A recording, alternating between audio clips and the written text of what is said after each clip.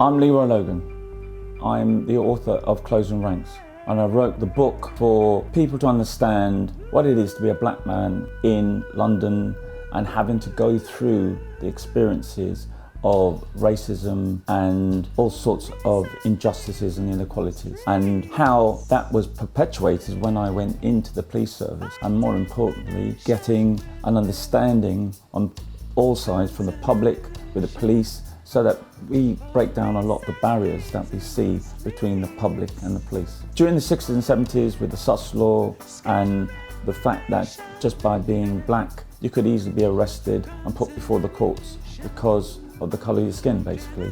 Policing was a real negative image for me and many of my friends. So when it came about after finishing university and going into science research that I was frequenting the same areas as police officers, because I was working at the Royal Free, they were using our sporting facilities.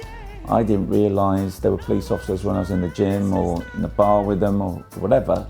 And when I got to know that there were police officers, I saw the human side of it. And then I had a recollection of when I was in Jamaica as a youngster, police officers were black and they were upstanding members of the community. So it offset a lot of my prejudices and my own sort of presumptions.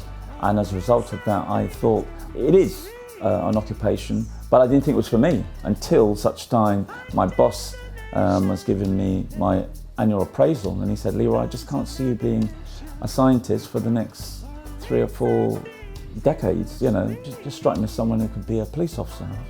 Do I look like a racist stoat? That's my immediate thought. In those days, that's how I saw the police. I was able to offset that by saying, well, I know these officers from Hampstead, they've taken me on a drive round and I know what they do, and it is a very laudable profession. But between applying and getting that date to join, my dad was beaten up by police officers. And, you know, the person I love, to be beaten in such an unwarranted way and in a vicious way by officers, I thought, put that idea to one side, never to emerge again. My dad sued them, got some legal redress, but I thought, you know, that's not going to be my job. Fortunately, I started to see that my worst nightmare could be my biggest breakthrough.